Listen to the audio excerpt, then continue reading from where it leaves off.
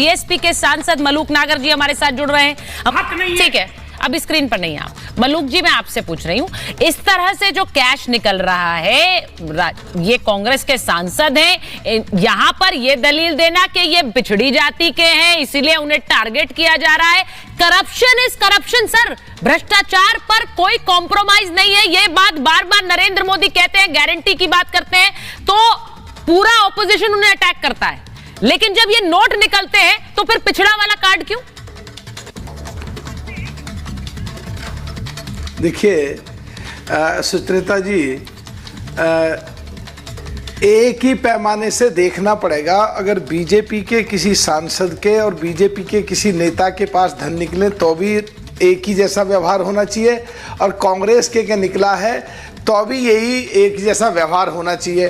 और जहां तक बात है ये 300 करोड़ रुपए, चाहे वो अगड़ी जाति का हो, चाहे पिछड़ी जाति का हो, चाहे दलित जाति का हो, चाहे SC ST का हो, अगर कोई भी कानून को तोड़ेगा और कानून के हिसाब से वो गलत है तो 100% वो बात गलत है।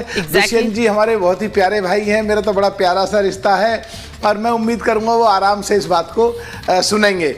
जहां तक बात है केस की और हमारे देश के कानून की, पहले 20,000 रुपए थी लिमिट और अभी 10,000 रुपए लिमिट है। 9,999 से ज्यादा कोई भी ना दे सकता है ना ले सकता है।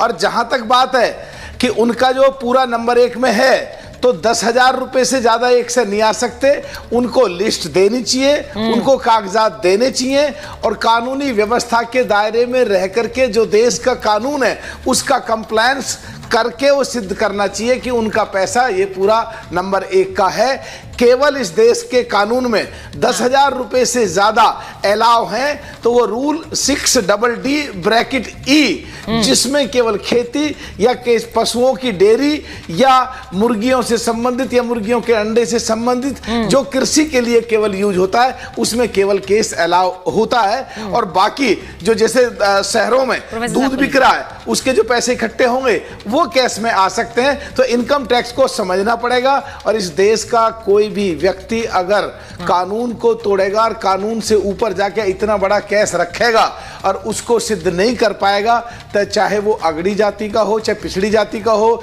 चाहे भाजपा का हो, चाहे सपा का हो, चाहे बसपा का हो, चाहे कांग्रेस का हो, उसको चीजें तो झेलनी पड़ेंगे ही। और टेलीविजन पे बैठ के बहुत जिम्मेदारी से बात करनी चाहिए। दुष्यंत जी तो हमारे बहुत प्यारे भाई हैं सुचरिता जी। आपने बड़े अच्छे ढंग से, बड़े सधे हुए ढंग से और माननीय सांसद साहब ने बड़े अच्छे ढंग से ये बात रखी है कि क्या अगर इतनी देरी हो रही है तो ये एक प्रक्रिया नहीं दिखा रही? देखिए सुचरिता जी, ये राजस्थान में आज से ही नहीं है, अभी नहीं है, ये पिछले कई सालों से चल रहा है। जब सचिन पायलट साहब मुख्यमंत्री बनने वाले थे तो जब भी यही घटना घटी और कांग्रेस, इसके जो भाजपा के बड़े नेता या बड़ी नेत्री उस समय भी गहलोत साहब के साथ मिले हुए थे। जब उठाकर के कोरोना के बाद और जब अभी रिसेंटली इनको राष्ट्रीय अध्यक्ष बनाया जा रहा था कांग्रेस का, इन्होंने वो इग्नोर करा, फिर कुर्सी से चिपक गए और कांग्रेस को भी दो फाड़ कर दिया और उधर से बीजेपी के किसी बड़े नेता का सपोर्ट मिल रहा था। आज भी वहीं खड़े हैं और काफी मात्रा के बीजेपी के विधायक भी और काफी मात्रा के कांग्रेस के विधायक भी, दोनों पार्टियों के, खासकर कांग्रेस पार्टी के टूट के आसार हैं। और अब भी दोनों लोग वही हैं और वही जादूगर है, वही गहलोत है। अभी भी कह रहे हैं बीजेपी में हिम्मत है तो मुख्यमंत्री बना क्यों नहीं रहे अब तक, अभी उन्होंने प्रश्न दागा है। तो इसका मतलब कहीं ना कहीं जादूगर साहब, कहीं ना कहीं गहलोत साहब फिर जादूगरी, फिर जगलरी राजस्थान में करने के मूड में है। नहीं, इसका मतलब बड़ा इंटरेस्टिंग है ये बहुत इंटरेस्टिंग है। मलूक जी, इसका क्या मतलब है?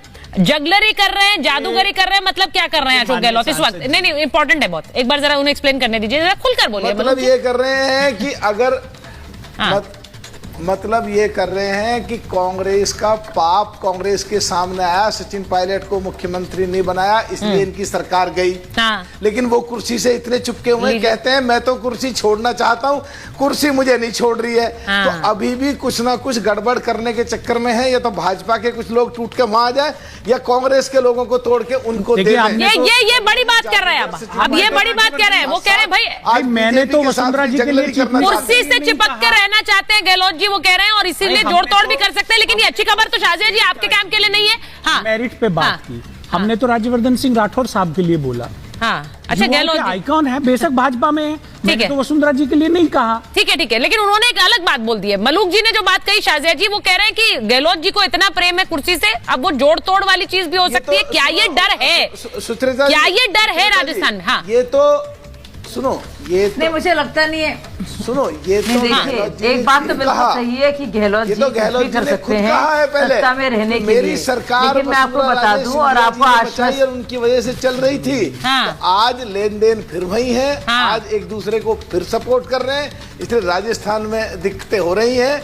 लेकिन अब राजनाथ जी गए हैं, क्योंकि गाजियाबाद से हम चेयरमैन डिस्ट्रिक्ट बोर्ड थे 2009 से 2014 में, वो एमपी थे। हाँ। तो उनकी क्षमताओं का जब मुख्यमंत्री रहते हुए उनकी क्षमताओं को देखते हुए ही उन्हें भेजा गया।